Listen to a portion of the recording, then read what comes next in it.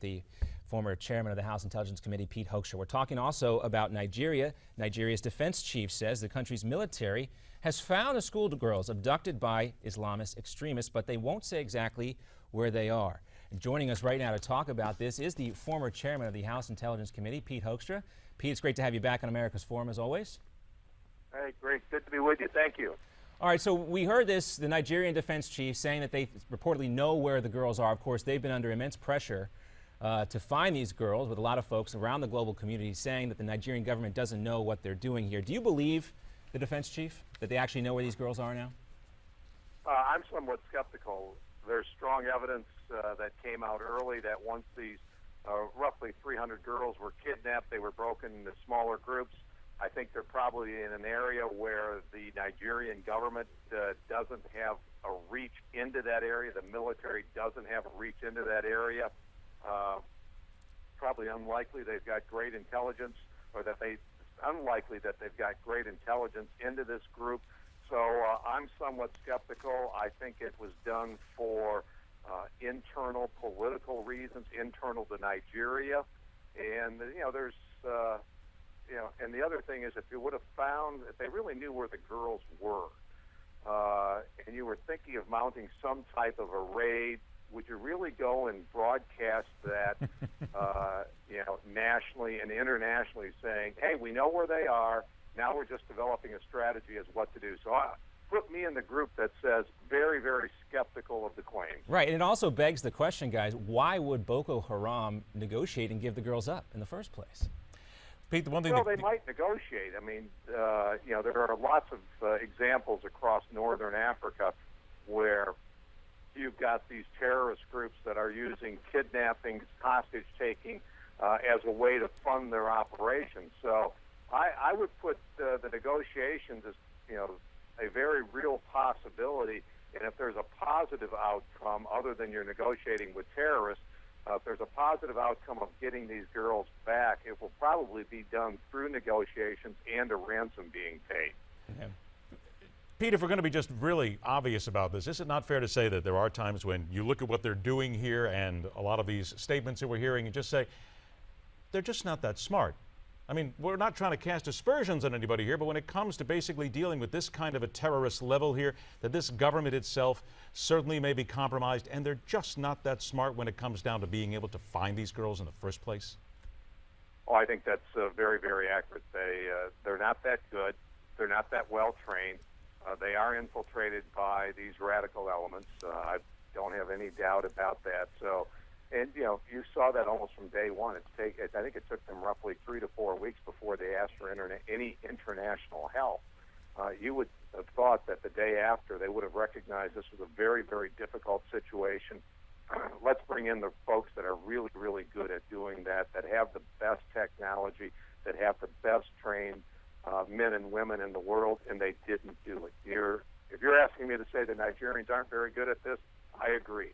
Is where we are right now pretty much then a little arrogance that we have? Because certainly the Nigerians want to appear as if they're in command, but this entire investigation and the recovery of the girls may be stalled because they're arrogant. They don't want to ask for a tremendous amount of help and want to prove they can do it themselves. That's partially what really is stopping this, correct? I think so. It's hard for any government. It's hard, for anybody to admit that they're not competent and for the task that is put out in front of them, and that we're incompetent. We need help. Let's get this done, and we really appreciate any assistance that you can provide us.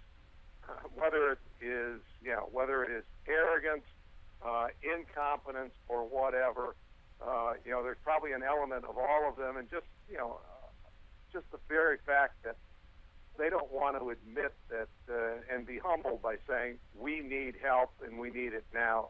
They should have done that a long time ago. Only recently have they started opening up. But I think, again, with the comments that came out over the weekend, you recognize that these people still need even more help. Yeah, and there's been a troubled relationship with the United States government and Nigeria going back quite some time, Pete, but I also want to talk about another aspect of this, and it expands the story out from just Nigeria a little bit, and that's a New York Times story reporting that the U.S. has been training African commandos in places like Mali and Chad and elsewhere right here, and you can see the story from the New York Times right here on your screen. The goal here is to build homegrown African counterterrorism teams to fight groups like Boko Haram. You know, obviously we don't want to put too much stock into what we hear because a lot of this stuff should be classified here. But what do you think about this particular technique and this strategy? Well, I think number one, having homegrown folks, having native people, being trained, equipped to handle the types of threats that you're seeing across northern Africa, that is the ideal solution. People who know the region, they know the language, they know the differences between the various tribes and that throughout that area. Absolutely. Get the homegrown folks involved and get them trained.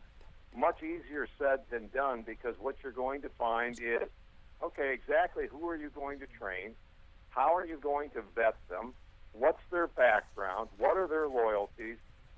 And those types of things. And we saw that as we were developing this training mission in Libya, where NATO had been very involved, we were training the Libyans, gave them some very sophisticated equipment. They were storing it in a safe house.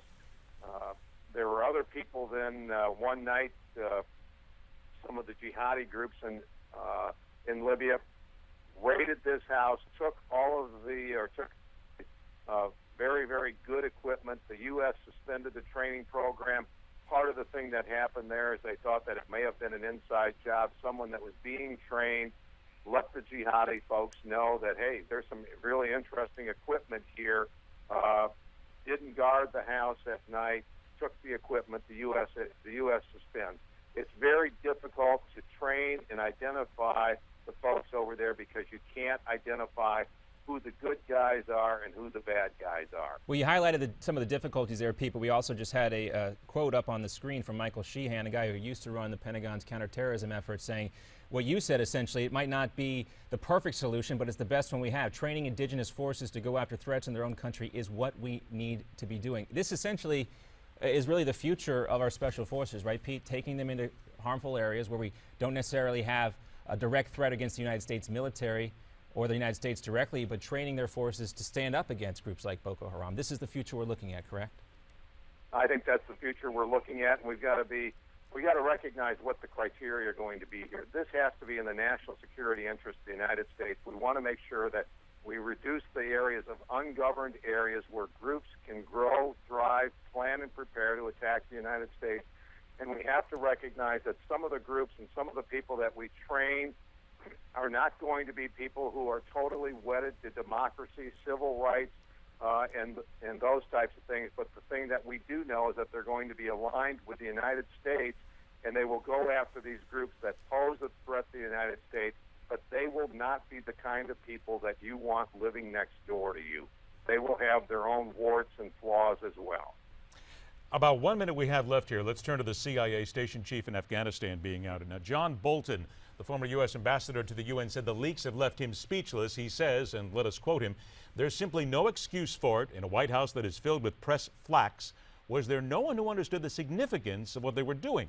Somebody's head should roll for this. This is utter incompetence," quote unquote. Now, Pete, in your opinion, who should be held responsible for this? And are you going with those who say that this might not have been an accident? I don't know if it. I have a hard time believing that it was not an accident, but it was sheer incompetence by the U.S. government. There should be people who put this list together. You don't out a station chief. You don't put out a list that has someone's description as station chief. This is a huge blunder. The whole trip to Afghanistan by this administration looks like it was run by amateurs. We out the station chief. We insult the president of the country where President Obama is visiting. It was just a disastrous trip for this White House, 2.5 weeks before the next election. Heads should roll on this. This is 6 years into an administration. This is the president of the United States visiting a war zone, and we're making these kinds of mistakes. It's absolutely outrageous, and you're wondering who's running this shop. And I think what you find is this was more of a press opportunity than any kind of coordination on foreign policy or national That does seem to be the issues. consensus, Pete. We'll have to leave it there for the time being. Great talking with you, and we'll see you back for your next intelligence briefing. Always great to talk to you, sir. Thank you. And heads will roll, but how long will it take? That's what we got to know. We'll be We're back. back.